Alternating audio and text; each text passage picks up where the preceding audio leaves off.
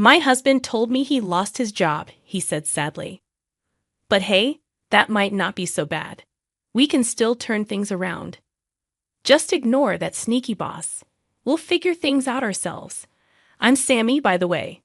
The other day, I said yes, yes when the microwave beeped, and my daughter looked at me funny, saying, "Mom's talking to the microwave." It felt weird being caught off guard like that. But with gadgets like Alexa and Siri, talking to machines isn't unusual anymore. It was embarrassing because I didn't even realize I was doing it. But hey, compared to some of the really embarrassing moments I've had in the past, talking to the microwave isn't such a big deal. This happened about 15 years ago when I was working at a small but prestigious company. The company was known for its expertise in specialized tasks, like creating programs to keep computer systems safe.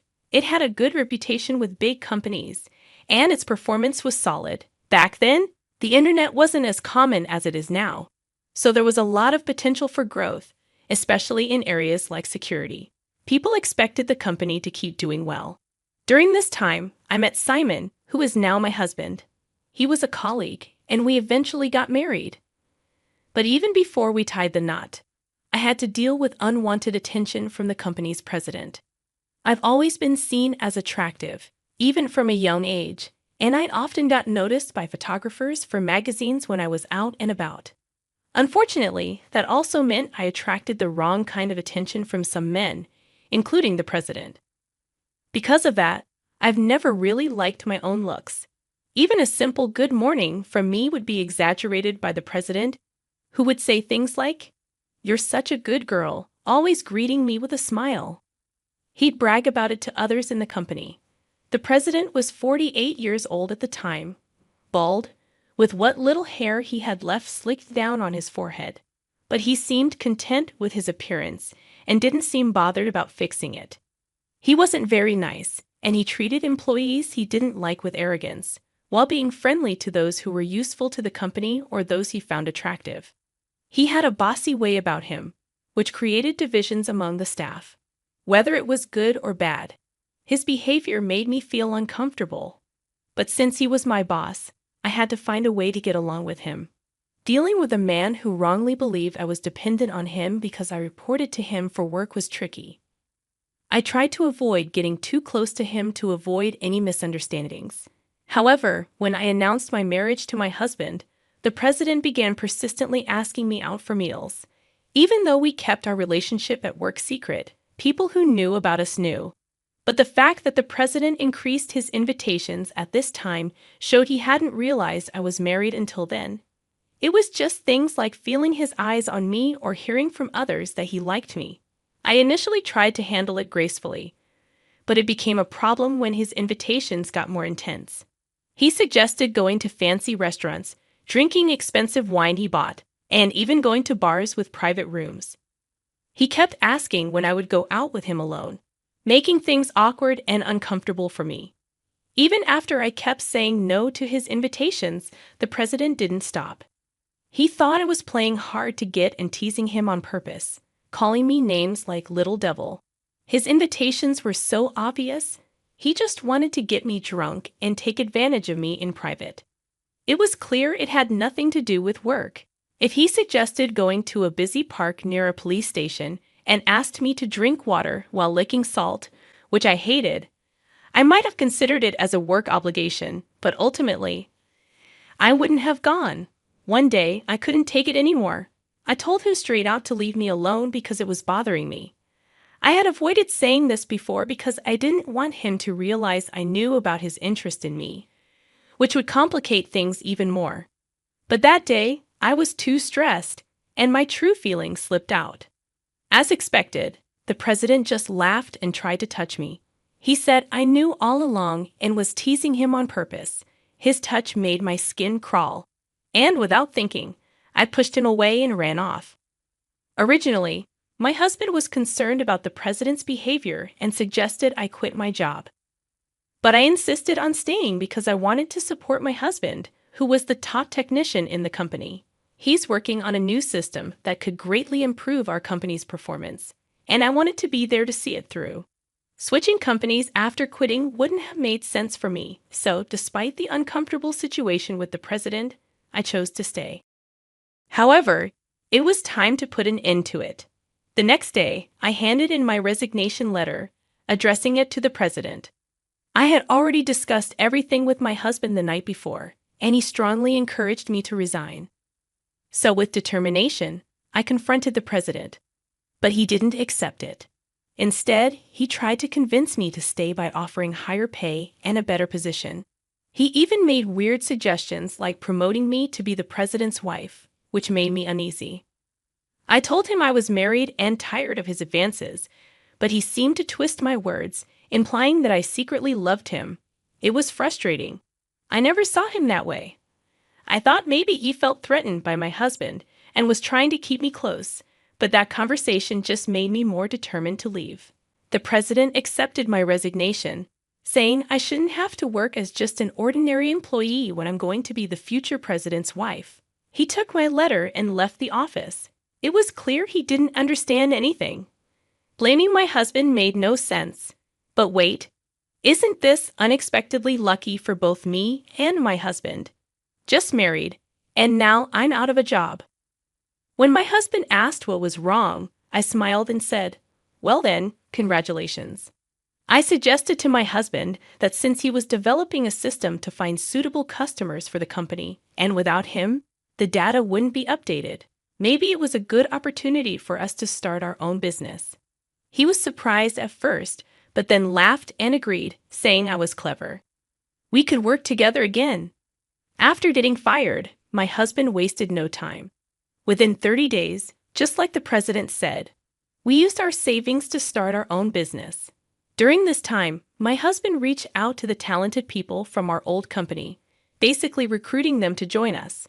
The bald president, who didn't even know how to use a computer, often didn't understand the struggles we faced and would give us impossible tasks. So when my husband asked them to join our company where they'd be understood and valued, almost everyone agreed, except for the higher-ups the president favored. If I had stayed at the old company, I might have been stuck there too. Following my husband's lead, he developed a new and improved version of the system he'd been working on before. With his connections, he not only secured jobs, but also created 2 new security systems, selling them to other companies. In an industry with few competitors, companies naturally wanted the best products. So our workload quickly grew. Within 4 years, our company became the best in the business. Everyone at our company was thrilled with our success. Then, out of nowhere, the president showed up at our office one day. Reluctantly, my husband led him to his workspace, which also served as the president's office. Worried, I went along too. My husband asked the president what he wanted, and the president immediately bowed and apologized with tears in his eyes. He said he'd been watching us for the past few years and realized that I really didn't like him. He genuinely regretted his actions. The president explained that the previous company was in financial trouble, short-staffed, and making employees work long hours without paying them properly for overtime. At this point, I didn't really care about getting an apology. My husband is making more money now than he did at the old company, and he's increased the salaries of our employees. We're happy with where we are now, so the president's apology didn't matter to me. It felt like a waste of time. When my husband asked if the president had anything else to say, the president got off the sofa, sat on the floor, and begged. He pleaded for my husband to come back to the old company, saying that with him there, things would improve. But my husband calmly refused. He said that ever since he got fired, he's no longer an employee there and has a responsibility to protect the people at our own company, so he couldn't go back. The president kept pleading, even offering to step down and have his company merge with ours. But my husband said no. He explained that what the president did to me in the past was wrong and hurtful to female employees' morale. Nowadays, overworking is criticized, and actions like the president's are considered unacceptable. Back then, it might have been seen differently, but now it's clear it was wrong. He mentioned how victims were often silenced or blamed, and he couldn't forgive the president for what he did. The situation with overtime was different. Until then, It was common for companies to ignore labor laws and make employees work long hours. But as laws changed and people started seeing long hours as harmful, the president's actions could have serious consequences if reported. At first, he begged not to resign, but he eventually realized he couldn't stay as the head of the company. The president stepped down, and my husband took over, merging his company with ours. All the employees came with us, and we sorted out the unpaid overtime. Since our company was doing well, it was a relief.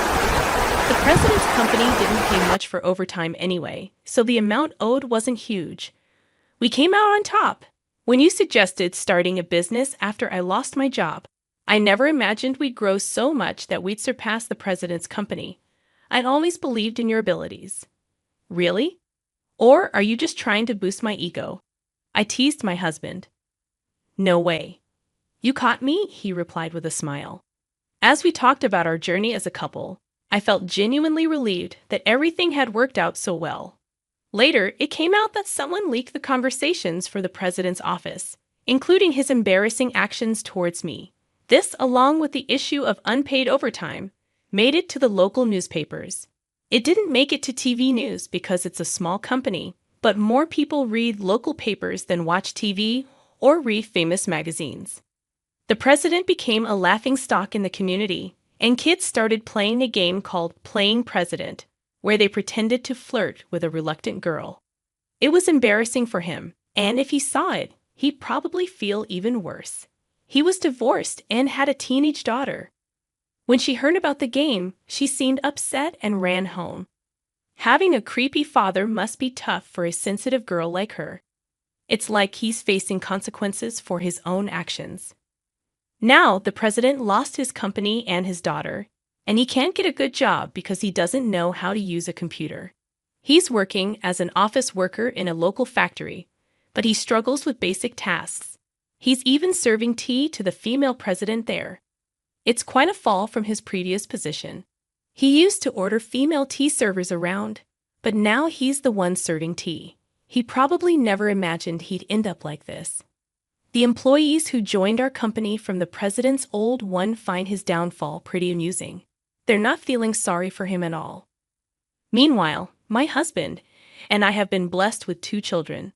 Our daughter is quite the chatterbox and loves teasing me when I get distracted during phone calls or talk to the microwave. She's cheeky but adorable. Our son, who's a year younger, seems to have a knack for computers like his dad. Even at his young age, he's already dabbling in creating small programs. So we think he has a bright future ahead of him.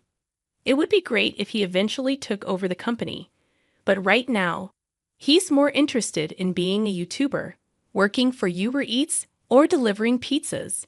Wait, son, aren't there any other options? I often ask him.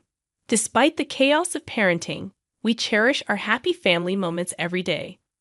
So, how did you like our story? Don't forget to subscribe to our channel for more updates. See you in the next video.